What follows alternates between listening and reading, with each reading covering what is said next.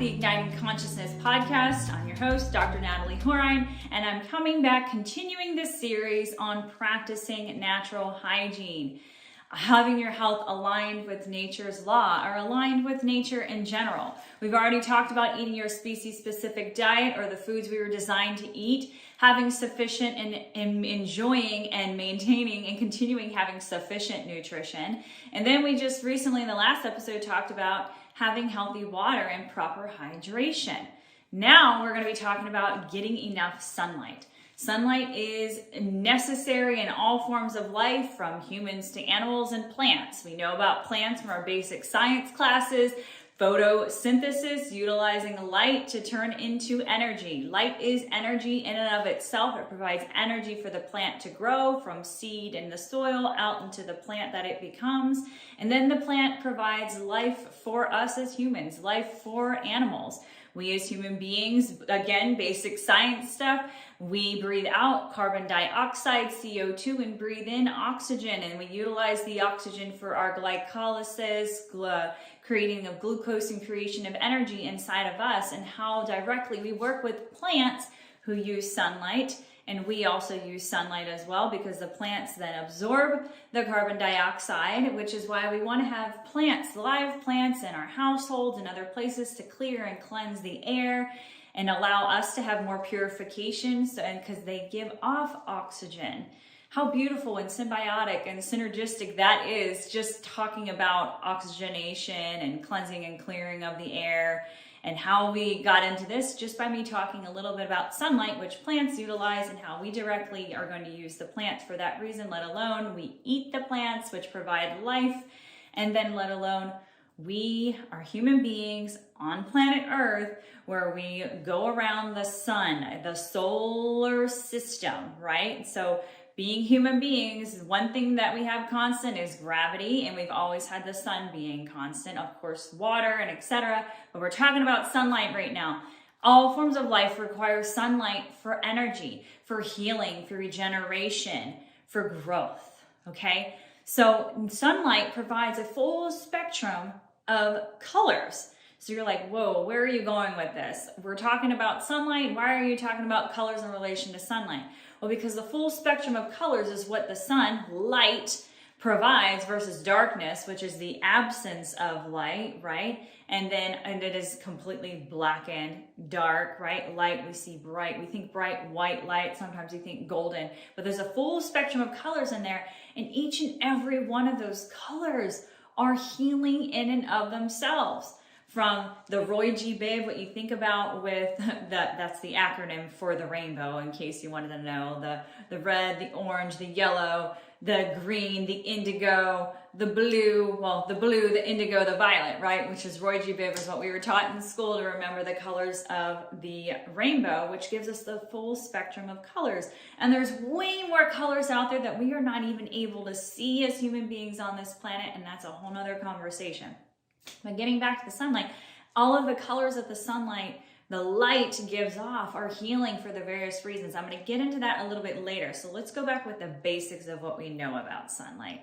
Sunlight is required for energy. Sunlight is required to activate the cells within our body.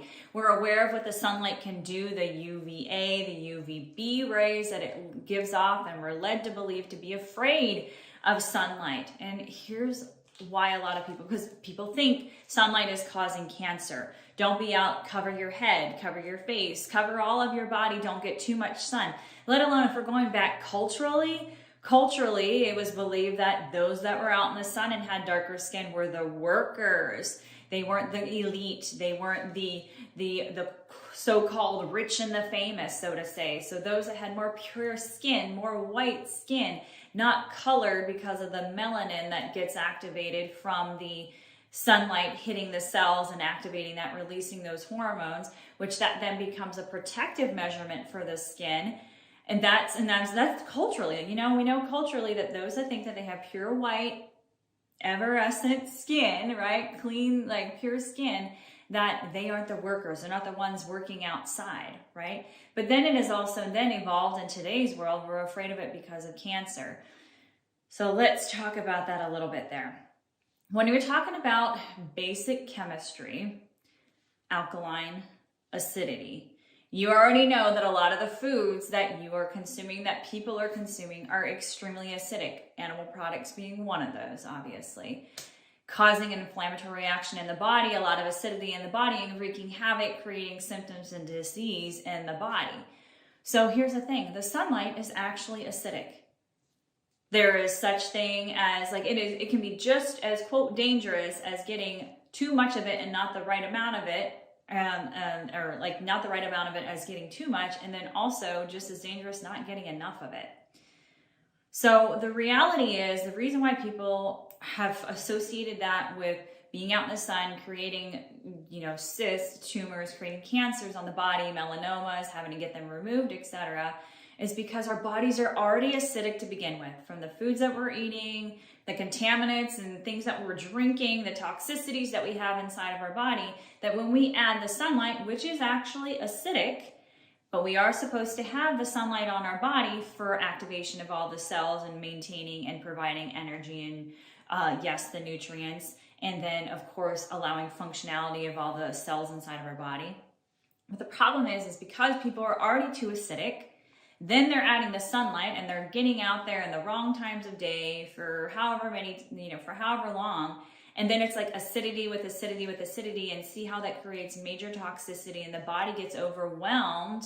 And what it has to do is put out the fires I've talked about in the other episodes, talking about the foods that we're eating, and it has to start laying down calcification. And the calcification starts to form into cysts or tumors, and then it has encapsulations that can eventually turn into cancers. And yes, they can seemingly travel throughout the body. Cancer doesn't really travel. It seemingly travels throughout the body because you have 100 trillion cells in your body, and those cells are becoming toxified so much that those are becoming cancerous. Those are becoming cancerous, and there's so many cells in your body that other cells start to get overwhelmed and overly toxified that they too start to turn into tumors and can turn into cancer. So that kind of answers a couple of questions in there. Cancer is not truly just traveling throughout the system. What's happening is there's a lot of other cells that are being so toxified from too much acidity happening inside of the body and nothing changing, that it is starting to, like, whatever the worst areas are, seemingly, like whenever the most painful areas of your body or the weakest areas, the weakest cells in your body are the ones that are going to break down. And the body, smart as it is and so intelligently and divinely designed as it is going to start to create these encapsulations to try to stop it from other cells also being messed up, because it's trying to stop the toxifying sludge that is going throughout the body. So that's why people are worried about the sunlight and it causing cancer, is because of the fact that the bodies are already super, super toxified. So they're not able to, like, readily absorb the energy and then the mineral, like literally the high photonic energy, light energy that sunlight provides for you, because our body's not prepared and ready for it. And then we're going to see it on the skin, and you'll see that come out in different areas of the weakest areas of the body. That's where you see it come out, because you can, ask anybody. The melanoma can be shown on top of the head, on the face, on the nose, and various areas that are getting a lot of acidic sunlight in this case. So this is why the fact that so many people are so acidic is why people can burn too easily. And what I can tell you as a redhead, for those that don't know, I'm a redhead, okay, and I have light skin, and it's known that redheads, there's jokes going around that we're the day walkers, right? That we're not supposed to see sunlight and stuff like that. That was a thing back in the day that I had to hear as a redhead. And that our skin is sensitive is what's led to believe. And so we have to be careful being out in the sun, because we have very sensitive skin, and we'll burn and we'll peel, and the whole process will happen of my body trying to regenerate the cells of my skin, right? Well, I'll tell you what, since I have been raw food vegan, majority raw food vegan, and not adding additional acidities through the acidic foods that I was eating, which was a bunch of animal products, and cutting that out, and the 5 main things that were fall to human existence as far as what we started doing with our foods, as I've talked about before, cutting that out, what I realized is that even without me being out and getting constant exposure out in the sun, my skin, my body handles and accepts the sunlight for the life-giving, light-giving energy that it provides. And I'm a redhead. So for instance, since I've been eating this way and eating lots of fruits and vegetables that are already giving me high photonic energy, because that's the way the plants grew and generated, was through having photosynthesis with the light. As I've been eating that way, I can go outside, like in the summertime, for instance, being in Arkansas, after having however many months of not having as much sunlight and it being more dark and being cold and everything else, you would think that as soon as the sunlight comes, say in the springtime, as soon as I get out there, it's like, oh my gosh, you have to be really careful. My husband and I like to hike and be out in nature, which is a whole nother thing. It's all part of nature, being in nature, getting your feet on the ground, getting sunlight exposure and fresh air with the trees and all the plants and all nature all around. But being outside, what my husband and I realized, but he has lighter skin as well. He's a, blonde hair, blue-eyed, light skin as well. And we were out hiking, and we were hiking for, a lot longer than one would anticipate to be worried about sunlight, and we did not put any sunscreen on. That's carcinogenic. You have to specifically look for sunscreens. I'm going to get off on a little tangent here. You have to specifically look for sunscreens, if you're going to use it, that do not contain all these nasty chemicals and contaminants that are just leaching into your largest organ of your body, being your skin, which now you realize is actually acting as your third kidney to help detoxify and cleanse and purify the toxicity in your body or the acidity in your body. And now you're just covering it with this stuff to protect yourself from the sun. And that's just a whole nother conversation. They have clean products out there. If you'd like to know about that, I can absolutely add links to clean products and different brands that I utilize. I'm sure there's many more out there because I've been on this clean, toxin-free as far as body products for a long time. But in this case, I didn't even put any on there. Like now, since I've been eating the way I eat, I haven't even been putting even the clean sunscreens on my body because I realize I don't need it. When I go out and I go hike for an hour, now if I was in direct sunlight, what am I going to do? I'm going to have a hat. I have the opportunity to have longer sleeves on that have like maybe UPF protection or whatever, so that way I can protect my skin. But otherwise, I want to get out in the sunlight and expose my skin to it. And I did not get burned. I have not peeled. I have not had any of the burning reactions of what would happen being a redhead and light-skinned. Neither has my husband. And a lot has to do with the fact that my body has been cleansed and purified. It's not totally clean, but it's a heck of a lot cleaner than what it was before. That if that was me, even just like 2 or 3 years ago, my body, I would have burned like that. And so that is my testament right there, just as an example with light-skinned people, sensitive-skinned people that has been out hiking, enjoying it out in nature and not getting burned even after not having like done any type of true phototherapy in between time, but just purely by eating clean.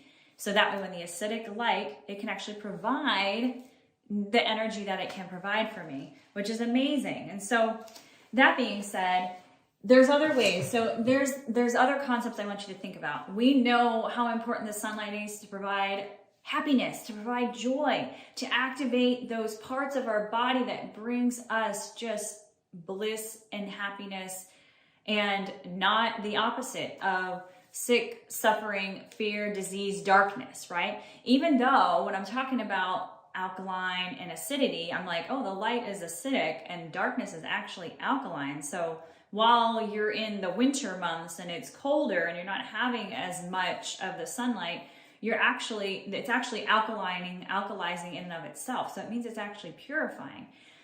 So I'm going to go off on a little tangent, even though we're talking about sunlight. We're going to talk about the absence of sunlight for a moment here. You know how a lot of people are always prepared for flu season, right? Whatever season, whenever it gets cold outside, because we think the cold, better go outside. Mama always said you better go outside, put your coat on or you're going to get sick from the cold. It is not the temperature of the air that is making you sick. Think about what I just talked about with the sunlight. If you're acidic, you have a lot of acidities, and we're continuing to put the acidities and toxins and that inside of our body, a lot of you unknowingly, but now for those of you watching and listening, you know otherwise, then guess what? The fact that the temperature is lowered and it is alkaline, the lack of the light is very alkaline, it will force your body into even more of a strong detoxification. And whenever you're detoxing, nose will run. Things will run out of your body, from the ears, from the eyes, from the nose, sniffles. And we're like, we got a cold. And now you're worried about whatever virus that hopped on you and did all this and that. No, your body is actually detoxing. And so what we do when we start taking all these over-the-counter medications or whatever prescriptive medications to try to stop our leaky nose, your body is now being stopped from doing what it naturally needs to be doing to get the toxicity out of your body. Wow, yeah, I know. Light bulb effect happening right there. So it's not the cold that is causing you to be sick. It's the cold that is activating the detoxification process, which detoxing is always happening inside of the body through elimination, right? And the filtration and everything else. And some people get backed up, they can't detox, and that's what causes a lot of issues, as we've already been talking about over and over. Like I'm going to keep talking about this. So the body's in a constant state of detox. How heavy or how well it'll go will be based on how much more alkaline is your body already, where your body is more cleaned out and more alkaline to not be hit so hard when it has different acidities brought in, because it can cleanse through it and alkalize pretty nicely. But in the case of the cold, a lot of people are very, very acidic as it is already. And then let alone it's that time of the year, what do we start doing? We think about all the sweet stuff. Here comes the cold, and here comes like Halloween. We kick it off with Halloween, which you get a bunch of sugar, which is just pure acidity, no nutrition, nothing good about it. Like, take away what it represents and everything else, but what we've done for marketing purposes. And now kids are going around getting a bunch of candy. And if you didn't have your kid getting candy, then you're letting them, you're not letting them like live life, and you feel like you're just taking them away from the opportunities they have for being a kid. No. That is just a bunch of acidity, let alone, like, we know what it does dental wise, which is not truly the sugar that directly just creates the cavities. It's the sugar that's acidic that's causing your body to have to leach minerals from your teeth, and it breaks down your teeth and causes basically like degeneration of your teeth is what it is. Okay, so here's a little more insight. Anyway, so we start with October, where we have Halloween, and then they get all these sugars, and then we go right into November, where it's like the pies, the this, that, all the fantastic stuff. And if you're not eating more raw, using like dates and other like fruits that are naturally sweet to get all the things that you want, but you're adding fake sugar, aspartame is not any better, by the way. You're like, oh, it's 0 calories, it's good. No, aspartame is awful. It's a neurotoxin, literally kills your brain cells, okay? And therefore it's not doing any good inside the body. And then, of course, the regular processed sugar, which is no good at all, not doing anything but creating addictions in the body and creating more acidity. Fruits, natural sugars. Okay, even cane sugar, if it was broken down and not processed, is better than that. And then, of course, dates. And then you have, was it tamarind or something like tamarind? There's all these other sweet things. I'm not getting off on a tangent here. And so we go into November with all that. And then December, where we're making all the cookies and everything else. And you see how it's just like sugar overload. And all of this is acidic. That's my purpose. And then let alone Thanksgiving, you're eating a fat turkey, right? Or maybe you're doing turducken, or maybe you're doing ham, or you're switching up. Either way, you're eating a bunch of animal products and a bunch of cooked stuff at that. I know there's tradition all around it. And I totally get it. But we just have to decondition ourselves. You can still have tradition around creating more raw fruits and vegetables, being more vegan, and shifting our idea and a concept of what it means to be together and be in community and being healthy, truly eating healthfully as well. Okay, so I'm talking about that, and then you go into December, and like I said, the cookies and everything else, and then let alone the milk and all acidic. So you're like, oh, it's that time of the year we're going to get sick.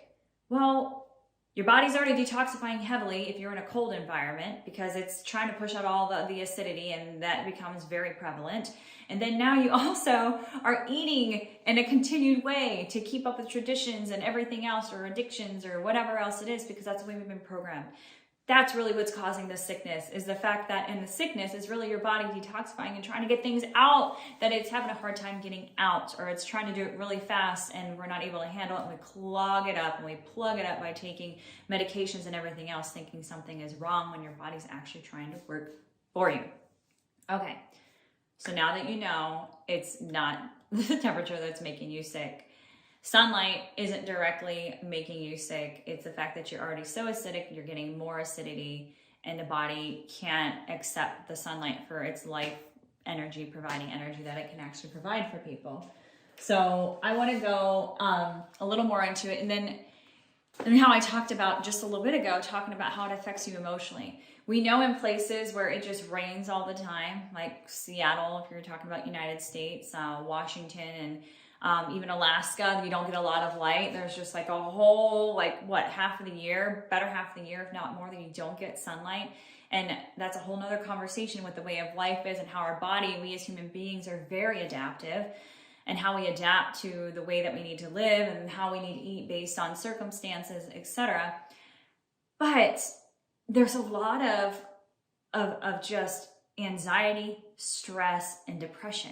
You hear about depression, and like suicide rates are through the roof with places where they don't get a lot of sunlight. And so that is just a sign in of itself that we know how important sunlight is for our emotional and mental well-being as well, let alone the act of getting outside to get that natural sunlight requires you to go outside. So get outside, get in nature, get that sunlight, get that high photonic energy activation in your body for your mental, chemical, and physiological well-being, right? Gosh, so amazing what sunlight can do for you.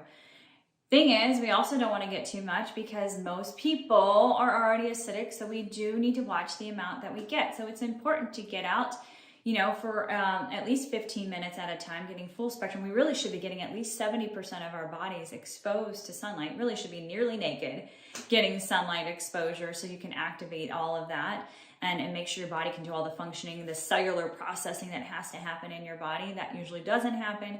So it's important the timing of which you go out for 15 minutes. Okay, if that means you have to lay out 15 minutes on the front, or making sure you're rotating and you're doing that, and then you're building up. Don't necessarily want to go out and just be out on the river, on the lakes, and being in high to the sun, which happens right about 12 and 2 o'clock, which is where the sun is at its highest spectrum right there. So it's going to have the highest amount of acidic, and I'm air quoting that, rays coming down on you. So it matters on the timing. So right up when you get up in the morning, it's really important. Sun gazing is a whole nother conversation too, of getting up in the morning and being able to look into the sun. That was known back in the day. They literally banned and did not allow people to look at the sun. Like, you can't tell me I can't go outside and look at the sun. I mean, it's not a thing right now, but back in the day, because all of the kings and the queens and the priestesses and the priests, and they all knew that it was powerful to be able to receive the energy. This is talking about sunlight in a whole nother way, talking about it in an energetic way, rather than just a physiological energy that it provides, but in a whole nother energy frequency way of being able to look into the sunlight, so that way it can activate your third eye right here, your pineal gland, activating that third eye, because our third eye gets calcified, our pineal gland gets calcified, and that is your window into God, life force energy. That is your window into everything in connection with all that there is. When that gets calcified, through acidities, through toxicities happening in the body and building up, not being purified, not doing your fast. We know through all religions they do fasts in different ways, because they know that we need to cleanse and clear and purify our bodies in various ways, mentally, chemically, and physically, right? So sun gazing and activate that. So in the morning, looking at the sunlight. In the morning, going out for a walk, walking your dog. If you don't have a dog, just go out for a walk and get out in nature for a while so you can get that. Or toward the end of the day, as the sun is starting to come down, so you know it's not going to be at the peak of the day and too high. So it's quote, safer for you to go out, even if you have a lot of acidities inside of your body, to get the life-giving, light-giving energy that it provides for you. So for those that are in the areas where they don't get a lot of sunlight, and you're like, what can I do?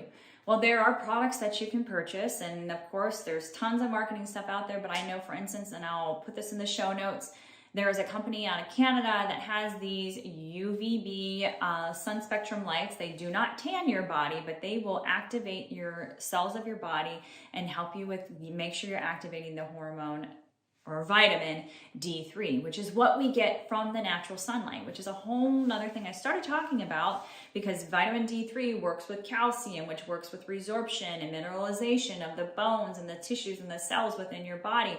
Sunlight is your most natural, highest form of vitamin D3 that you can get. And you need D3 in order to absorb calcium and to utilize magnesium. As I was talking about, you have to look at everything as a holistic system, because everything, all these components and constituents work together synergistically to transmutate and create harmony and life-giving energy and functionality in the body.